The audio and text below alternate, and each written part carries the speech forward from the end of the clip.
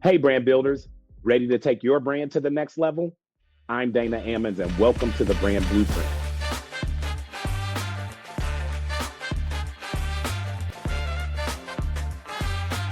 Welcome back to the Brand Blueprint. I'm your host, Dana Ammons, and today we're talking with Deirdre Bird, founder and CEO of Dri Umbrellas, a company turning ocean-bound plastic into durable, high-quality umbrellas. Now, Deirdre's journey spans product development, international manufacturing, crowdfunding, and now expanding into wholesale, retail, and hospitality. This is one big interview for us, and we're really excited to have Deirdre on the show today. So welcome to the Brand Blueprint. Thank you so much, Dana. I'm so excited to be here today. We are excited to have you. And one of the things that I'm really excited about, you are a founder who has come to the Brand Blueprint through our relationship with the CIC, an organization that I'm really fond of, that I've been working with for the last couple of years. But before we get started, I want to jump into our rapid fire question and answer segment, because that's an opportunity for our audience to get to know you on a personal level, and an opportunity for you to share a little more about yourself other than just this fantastic brand that you are currently leading. So are you ready to get started? I'm ready. All right. Great. Now, standard question for the show, one I would be remiss if I didn't ask, is coffee or tea? Coffee all day, every day. All day, every day. So now, are you a coffee specific snob? Do you like your Starbucks or your Dunkin' Donuts? Do you have to have it a certain way, or you get it any way you can? I typically get it any way I can, but I will say Dunkin's over Starbucks because I'm a Boston girl. Yes, so you are. I have a bit of loyalty to Dunkin's. I see there is a constant debate on the two. I fortunately had an opportunity to live both in Boston and then what I believe to be Starbucks home away from home, which is New York City. And so you get this real clear dichotomy over who prefers what. And I will say, shout out to Dunkin' Donuts. Their donuts and their food offerings are way better than Starbucks, right? So you can have the argument and debate on the coffee or tea at both establishments, but there's no debate on the Dunkin' Donuts, especially the Dunkin' Holes. Like, nobody has them. You can't get them anywhere. Those things are addictive. So anyway, I digress. Now, moving forward, one of the things I was wondering about as I put this interview questionnaire together, you being a founder of an umbrella company, I wanted to ask you, what is your favorite rainy day activity? Oh, that's a great question. Taking my umbrellas out for a walk. You got to stress test them whenever you get the opportunity. So I'll do that. I'll take my dog out for a walk. I'll change up the umbrella I use. She's not a fan of the rain, so she's very reluctant to join me on that walk. You gotta be stress testing your own product always. A walk. And yeah, when I get inside, I'll probably sit, read a good book, cozy up after that. When is the rainy season in Boston? And are there people who you find now that you're in the umbrella business who have never repurchased or never changed out their umbrella from the first one they ever got? So the rainy season here is in the spring. So we're actually in it right now. Yeah. March, April, May. April showers bring May flowers. That whole narrative is all East Coast based. Yeah. Yeah, that's the rainy season here. It's been interesting to learn about rainy seasons other places. So in the South, in Florida, the Gulf Coast, that's much more like July and August, like the summer months, June, July, August. So it has been interesting to learn a little bit more about rainy seasons all over the country. But I feel like more people I've talked to have been through at least 5 or 6 or 7 in their lives and just are so frustrated by them. And for somebody like me who has relocated 13 or 14 times in the last 20 plus years, I can tell you that there are geographies in certain areas of the country that demand certain equipment in order to just function and survive. And so I would imagine that when people move to and from areas where there's more rain from a seasonal standpoint, they definitely have to seek out a new umbrella. And I'm a stylish guy, so I want to make sure my umbrella on some level matches my fit. It might not be exact because it's a counterintuitive thing to worry about your outfit in the rain. But at the same time, that's what the whole umbrella is for. So I'm a big fan of the brand, big fan of umbrellas. Can't wait to get into more discussion about the brand. But just in general, I would love to understand, like, is there another brand that you admire from a design standpoint? And if so, who would that be? So outside of the umbrella industry, I've dug really deep into the consumer products industry, which I know you have a lot of experience in. And one of the brands that has really been stand out to me has been Yeti. They've gone from direct to consumer into Mm. retail into promotional gifting. It's just been really inspirational to see the evolution of the brand very clearly for specific purposes, similar to umbrellas and it's raining. This is when you need it. They've been really inspirational and similar to what you're saying, going with any outfit. I wanted Dri Umbrellas to be unisex colors, starting with ocean themed colors that really would be able to go with anything that you're wearing. So that's why we started with the blues and the green, grays, black, and now we're expanding into more fun prints. Can't wait to share that information about some of the fun prints that you guys are entering into. Now, as you think about this path that you've taken in terms of leading a brand that is focused on umbrellas, what was the alternate path for Deirdre? What would you be doing if you weren't building Dri Umbrellas? Like many college kids, I majored in something that I did not use in the real world for very long. So I was a healthcare administration major in undergrad. So after I graduated, I worked at Boston Children's Hospital as an administrative role there for about a year and a half. And then after that, I decided the admin side in medical field wasn't for me. So I moved on and I worked at Bain and Company for a while in a similar administrative role, but in consulting rather than medical. So I really loved Bain. So I would say that's probably where I would still be had I not gotten into Consulting in Boston, boy, what go figure, right? it. If you're not in medical in Boston, you be consulting in Boston. Very interesting alternate path had you not chose this life of a founder. So before we wrap up the personal rapid fire question and answer segment, I'd ask you, as a person who is juggling multiple things, you're a wife, you've got responsibilities outside of your brand, name the one tool or the one platform or app that you could not do what you do unless you had this. That's a great question. I think like your QuickBooks, that's pretty fundamental for business owners. But I would say actually, I really like Asana. I've been using it a lot. It helps me stay accountable with dates, especially. And I have my trusty in-house designer, my graphic designer. My husband is a creative director, so he does all the packaging design and the logos and the helps with the color selection and all of that. We have a shared board and I'll assign him things here and there when I think I can get away with it. So it's been a great tool for sharing tasks and holding myself accountable time-wise. I love that. And that is so critical, Deirdre. You hit on something that I think a lot of founders don't really anticipate when they start the journey with their respective brands. And that is accountability around deadlines, around objectives that you've set personally for the brand, around tasks that you communicated to those who are supporting the brand, especially those like husband slash graphic designer, which is definitely a popular role within a founder's life, right? You need somebody who can help you bring the visuals to life. Who better than your significant other? And being right there in the house, some people would assume, oh man, there's no reason you shouldn't be able to keep up with the deadlines or the timelines or the things you're working around with your husband. You see him every day. Not true, right? There are so many other things and so many other objectives that you have to accomplish. You don't have 100% of your undivided attention focused on just those things that you communicated to him. Really great example, and hopefully founders will take that one to heart. To check out Asana online is definitely a tool I use and I recommend to many of my founders as well. Well, that is a great rapid fire question and answer segment. Thank you for being so transparent. So are you ready to jump into the main interview now? I am so ready. All right, great. Let's get started. So this is one of the interviews I've really been excited about getting into because you have such a fascinating origin story. Can you talk a little bit about where the idea for Dri Umbrellas first came from? Yeah, absolutely.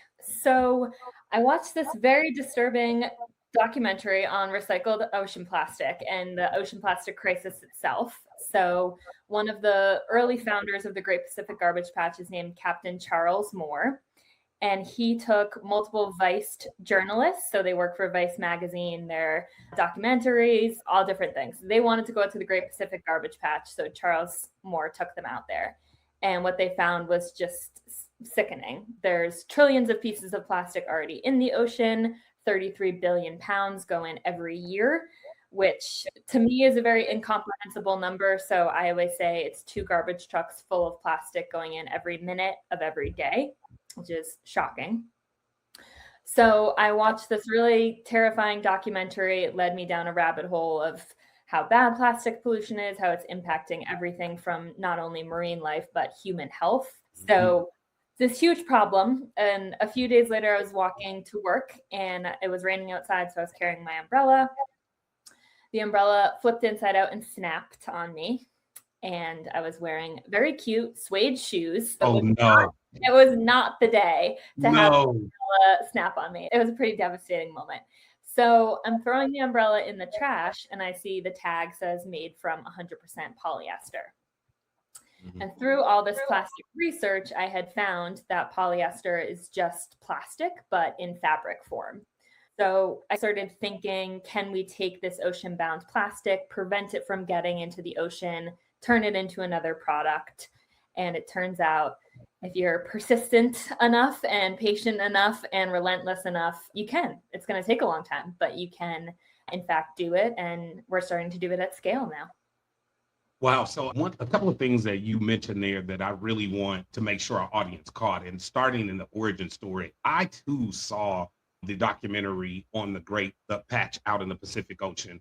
And for our viewers and listeners, if you do not know or not aware of this, just Google it. Trust me. And when you Google it, click on the image tab. Just immediately click on the image tab. And I don't have the stats in front of me right now, but I know I've heard these just ridiculous stats about how big it is. And it's compared to the size of some smaller states. So we're talking about miles and miles of trash, mostly plastic and refuse that have pooled because of the currents in the Pacific Ocean and are now essentially floating around the Pacific. And this is something that I became aware of indirectly about 4 or 5 years ago. I was working for Procter & Gamble on the hair care business, and Herbal Essences was considering doing a partnership with another organization that was focused on specifically cleaning up the Great Garbage Patch with some innovative technology that they were working with, but essentially the same concept that you researched, which is taking this plastic that is clearly discarded, not being used, and driving problems in the ecosystem in the ocean and downstream. And so the reality is there are multiple organizations working to try to figure a solve for this. But that was the first time that I had ever really become aware of efforts to take what essentially is refuse and trash and pull that out. I knew about recycling programs, right? Most of us have a recycling bin at home. We've been half-heartedly participating in it. But there's no way you can watch that documentary or learn more about the Great Garbage Patch and not walk away thinking to yourself, how can I do better in this area? So impressive that you took it a step further in terms of how can I not just do better on a personal level, but how can I potentially leverage this to make something better for the environment and for the consumer? And so that to me is fascinating. Now, what actually was the moment and what spurred you to take it from idea to real business? Because a lot of us think about this stuff, right? A lot of people go, oh man, I should do this and we should. But what took you from saying, you know what, I'm actually going to do this? Yeah, when I started looking more into umbrellas. So I had this idea, I wanted to make something from this ocean-bound plastic because, as you explained, it's awful. And what a lot of people have misconceptions about in terms of the Great Pacific Garbage Patch and all these other what are called gyres, so deep concentrations of plastic in our oceans, is they think it's like floating lawn furniture and soccer balls and like fully intact plastic. But it's actually even more dangerous than that because it's plastic, essentially soup, like smog. It's all this plastic that's been broken down into microplastics by the sun, the salt, the waves, the currents, and it's easily digestible by sea life. And it's choking seabirds, and it's really just having this perpetual impact that's just expanding and expanding. Some of it sinks to the ocean floor and impacts marine life there. So it's just this really awful situation that we definitely need to deal with. And when I looked at my rain umbrella, all I could think was, one, I can make this from recycled plastic, and two, umbrellas are literally the worst. Like they always do this. It was like the least surprising thing ever when it flipped inside out and snapped. So my thought was like, not only can we make this from better material, but we can make them better in general. Like we Yep. can just make a stronger premium umbrella that will last forever versus having this kind of disposable culture around umbrellas where over 1 billion end up in landfills every year because they're so unreliable, made from such poor quality materials. It's not only was this huge environmental impact with ocean plastic, but a big environmental impact on umbrella and the disposable nature around them.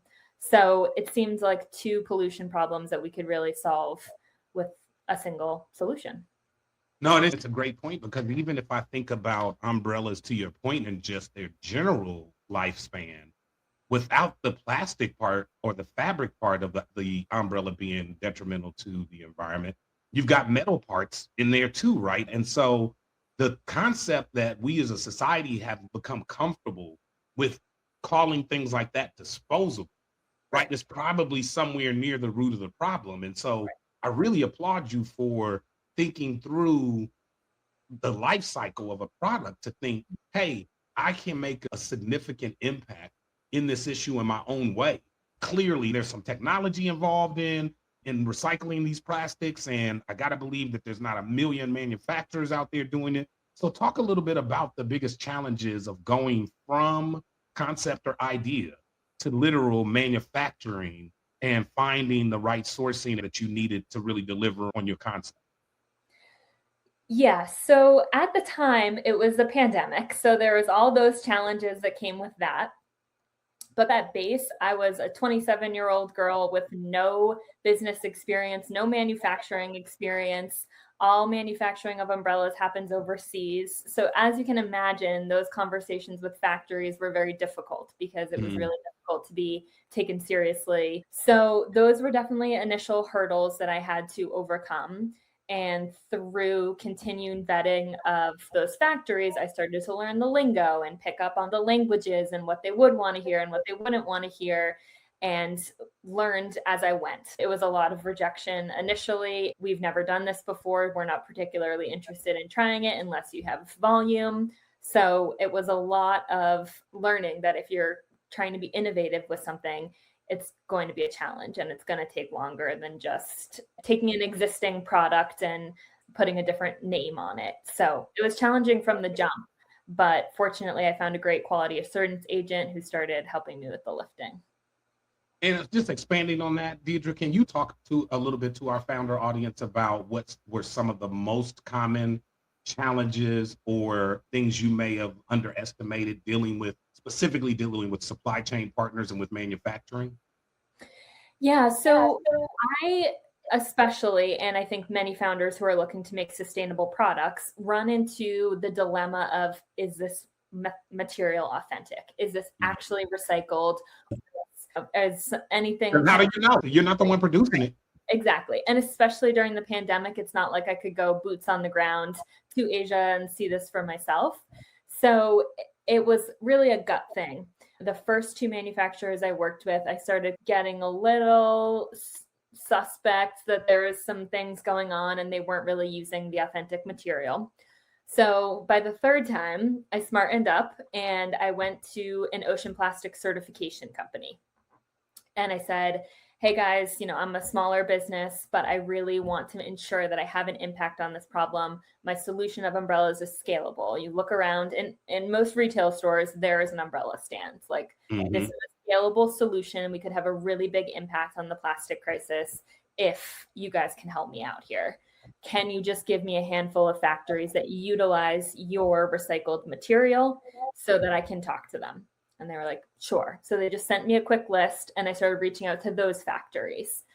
And I asked those factories if they worked with any umbrella suppliers. And one out of the dozens that I contacted did. So I worked my way backwards into it by verifying the material first and then looking for existing suppliers rather than having to reinvent the wheel and get different factories to work with factories they had never worked with before, which they're always hesitant to do, especially for such small orders. Wow. Yeah, it definitely took you a lot just to find a supplier. It's fascinating to know that there is a company that has a primary focus of validating plastic, recycled plastic, and confirming that it is what it says it is. And I think you bring up an interesting point that founders, I think, do struggle with sometimes, whether it's umbrellas, clothing, or any other physical object where there is a legitimate concern about counterfeit or not legitimate ingredients or raw materials. And in some cases, those ingredients or raw materials can directly affect the consumer's health, right? And so as a founder of a brand, you have to be conscious of that. But at times there are areas and types of products that are more difficult than others. And you definitely picked one that was probably on the most difficult end of the spectrum. So now you found a supplier, you've identified, and now the all important question comes in. Talk a little bit about how you manage costs from the front end in terms of sourcing, figuring out if the suppliers, the material and the color and the quality of their workmanship was where you wanted to be to assess that. I knew going into this that it was going to be a higher price point umbrella. I knew that because one, I wanted to make it higher quality. I didn't want it to be a cheap CVS or Walgreens umbrella that is exactly the point of that billion umbrellas that end up in landfills. So right from the gate, I accepted that fact. And I said, this is what the brand is going to be. And when I back it by this lifetime guarantee, which I was really passionate about because I wanted to prove the quality and I wanted it to be your umbrella that lasts forever, your forever umbrella. Just want you to have to buy one and have that one be having an impact that you can be really proud of. So I knew going into it that my material was going to be more expensive because it was specialty. And I knew that the poles weren't going to be made of fiberglass. They were going to be made of steel. So that was going to be more expensive.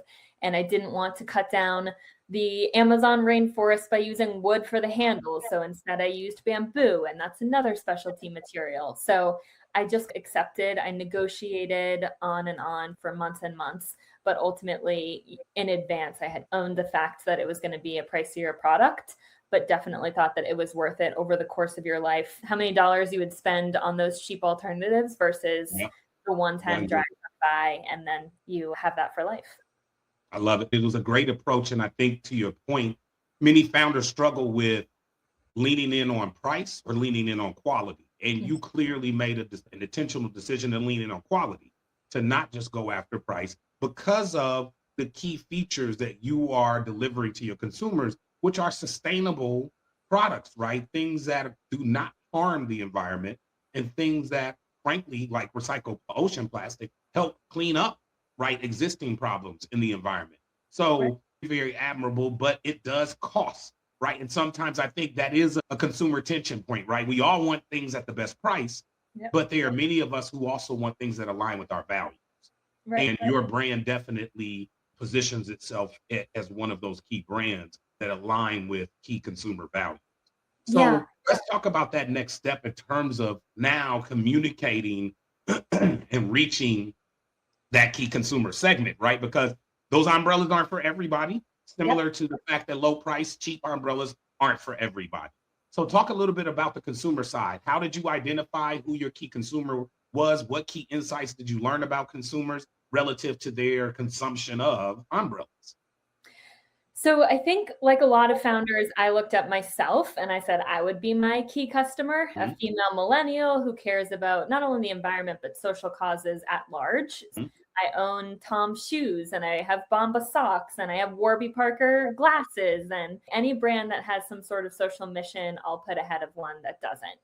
I was aiming for someone like myself who wanted to incorporate and was willing to spend the money to invest in a quality product that they wouldn't have to buy again repeatedly over and over again.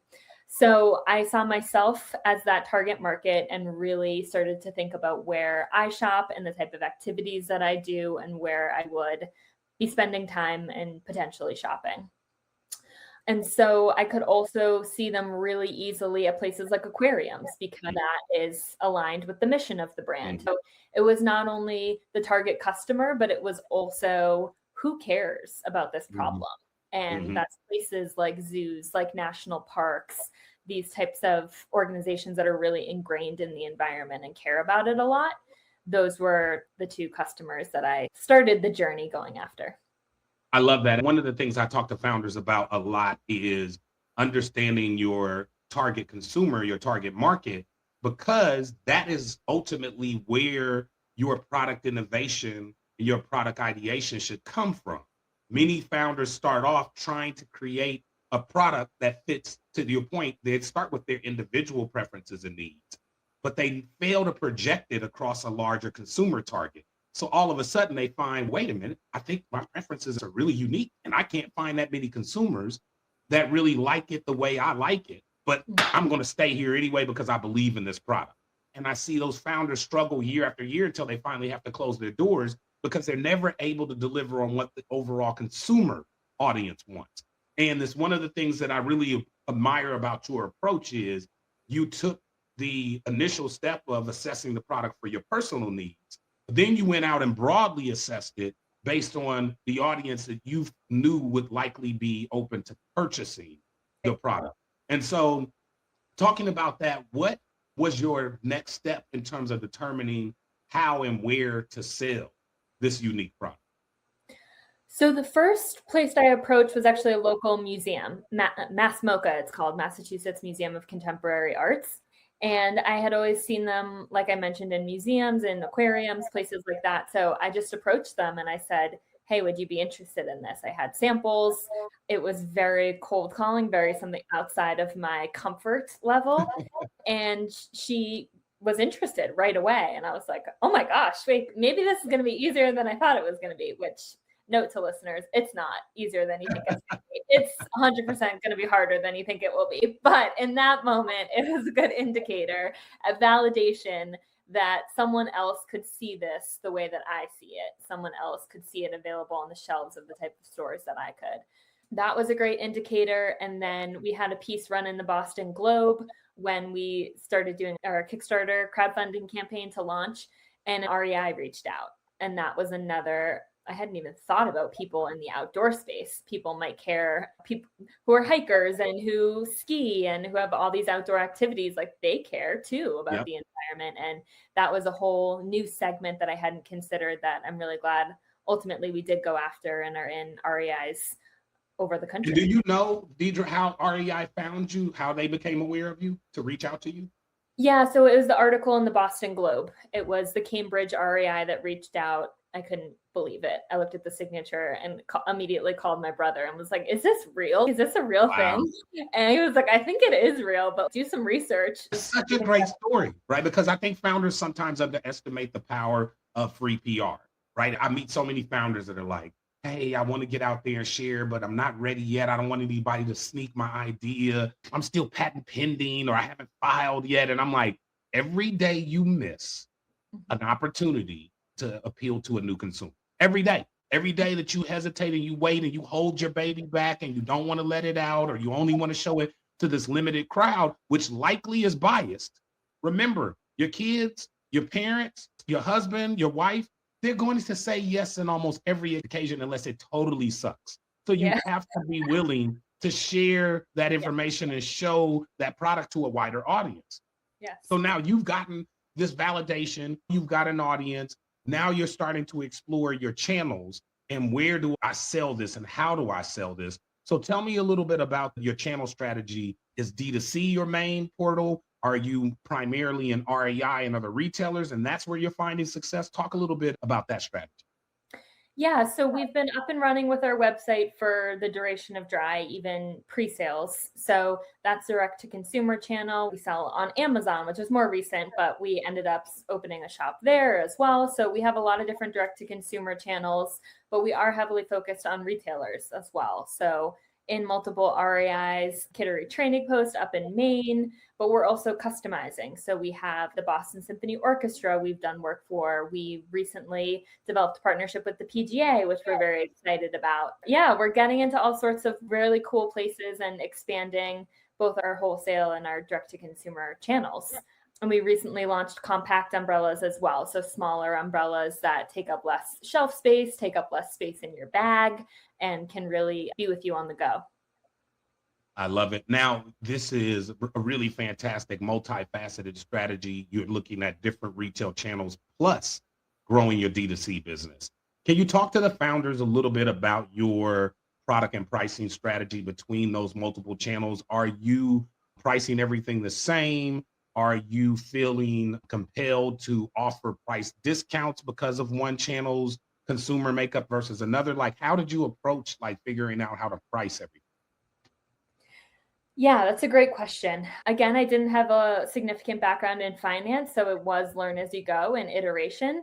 So I really took what my raw costs were, the costs of goods, the fixed prices that I had, the fixed expenses that I had, and then started to incorporate that into my pricing. I knew I wanted a first customer discount, so you get 10% off your first umbrella. So I needed to maneuver it that way. And I learned in one of my early business courses, actually, I did an accelerator, that most retailers expect keystone pricing, which is 50% off what you sell direct to consumer, is what they want to pay when they put it on the shelves of their store. Again, I worked backwards in what can my margins support when I sell to wholesalers, and then we'll put it on the website for a price that corresponds with that. And then for the custom, there's an additional fee to put your logo on it or put really whatever you'd like on the umbrella, just because of that customization component costs. And that customization component also allows you to deliver more levels of personalization to your customer target. So I'm sure that's a pretty attractive feature for a lot of your customers. One of the things you said earlier, I wanted to go back and ask you to expand on a little bit, was the pricing and how you determine by channel who got what pricing, right? So you did your research, you knew your cost of goods, you knew what margins that the wholesaler wanted versus retailer. Did you find or did you feel initially that those margins were too heavy and that maybe you weren't going to be able to do business with a particular retail because of what they were looking for? Yeah, so that was a bit of a sticking point with some retailers, was the price point. They didn't think that their customers would pay that much for an umbrella, which is totally fair, and they know their clientele better than myself. One of the other things that I did run into was when approaching aquariums and zoos and places like that, they were more open to the price point, but because we had longer stick umbrellas, the sticking point for them was it took up a lot of shelf space. A lot of people Mm, who visited those places are tourists who would want to yep, take things home. So yep. there was a lot of different barriers that I learned early on to adjust. Premium products aren't for everyone, and that's something I've had to accept in this journey, and getting it in the right hands has been really impactful. So it's a matter of zeroing in on those people.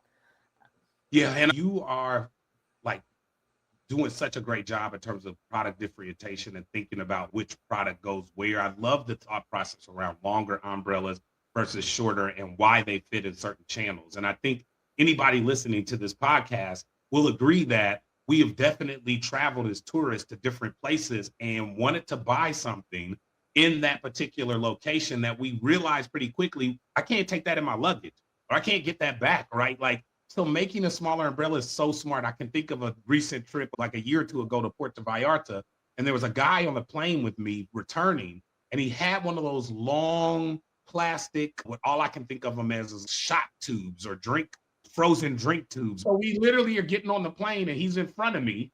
And the whole time I'm staring at this Senior Frog, which I can obviously still remember the brand name, Senior Frog, on the back of this bottle in front of me. So I think it's such a smart strategy, and it's something that founders should think about. Be intentional about where your product is carried, how your product is being used, and if there's an opportunity for you to adjust size to make it more portable and more compact, definitely a winning idea and a solution to a potential consumer problem. So I love all of the innovation that you are working into your business, even subtly into different approaches to which channel makes sense for which product. Mhm. So talk to me a little bit about, before we wrap up the interview, I want to do two things. I want to touch a little bit on some of your recent wins and talk a little bit about the future of the brand and where it's going. But before you answer that question, I want you to start by telling the audience or giving advice to somebody who is thinking about launching a physical product like an umbrella, a product that can be sold in stores but online as well. Provide them with some advice on specifically how to start, where to start, and how to get off of that first base. I find so many founders struggle to get from concept to I'm going to make something. Yeah. What's your advice to that founder? Yeah, so I would say first do your market research and see how it's been done so far. So creating an umbrella, I literally Googled, we didn't have ChatGPT then or AI. So it was Yeah. Googling how to make an umbrella and the very basics, and you get a good grasp on that. And then as you grow the product, you start envisioning who it's for, who's your ICP, your ideal customer profile. And then from there, it's saying, where do I meet these people? Where do I run into these people? The segment of people, where do they shop? And from there, I hate to tell all future founders, but it is cold calling. You do have to do it. You have to just take those risks and call. And like you learn so quickly that you start just right away taking lessons, catering your pitch, and just you learn what's effective, what's not, what businesses will carry them, why they won't carry them. Like I never would have guessed that aquariums are 80% tourists that go, but I learned that through talking to the buyer and understanding consumer behavior. Not only is it where your ideal customer is, but can they get your product back to their home? Like it's as simple as that, but you just have to start doing. The only way to learn and to grow is by doing.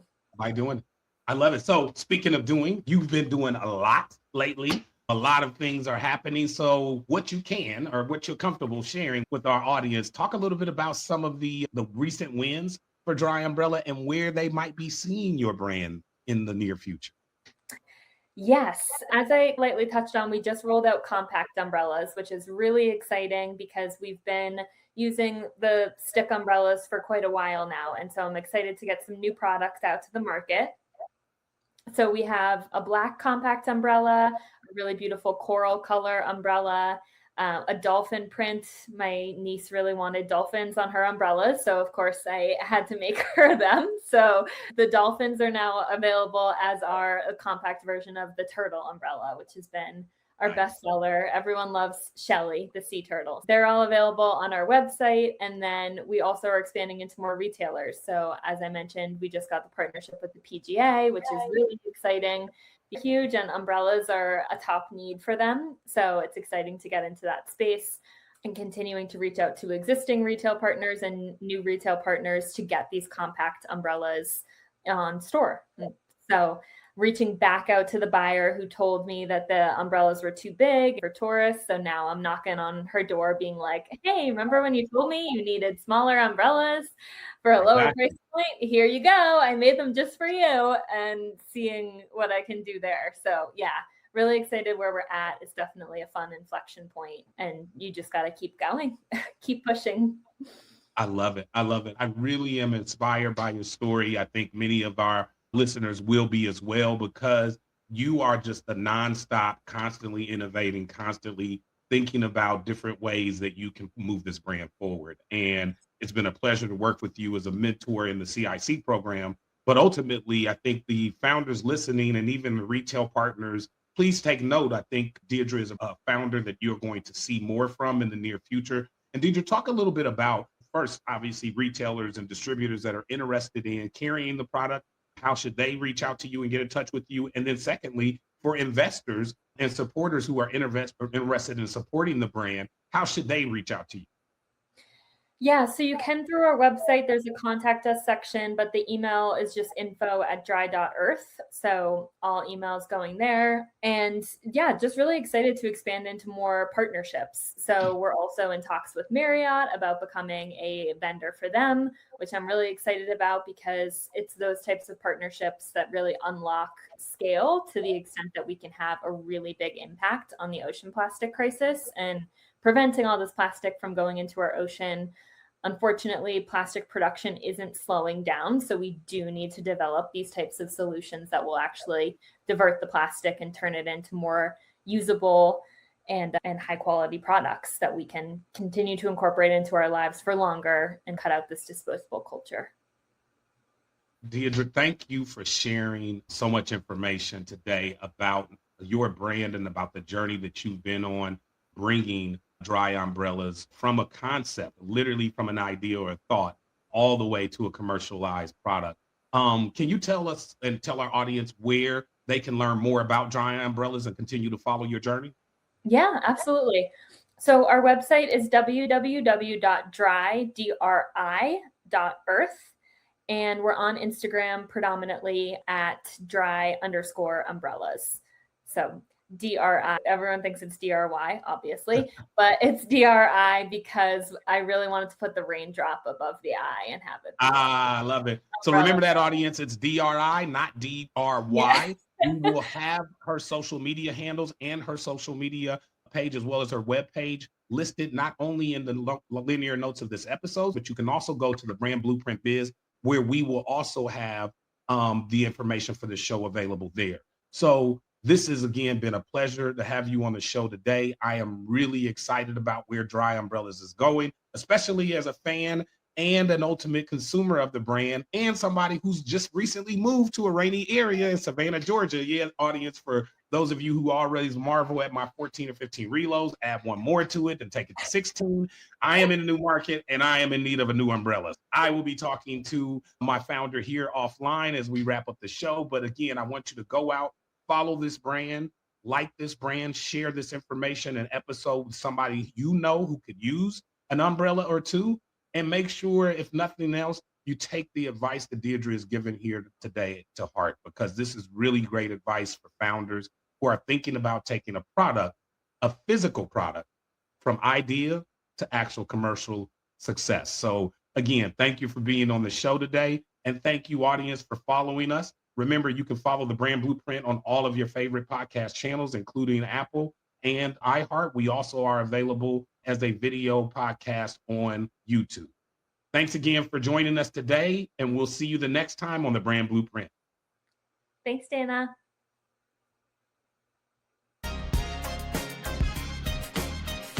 Thanks for joining us on the Brand Blueprint journey. Make sure to follow us on all of our social media platforms to stay updated. Watch the full episodes on our YouTube channel for an in-depth experience. Don't forget to subscribe to our website at thebrandblueprint.biz for exclusive content and materials. We're everywhere you need us to be.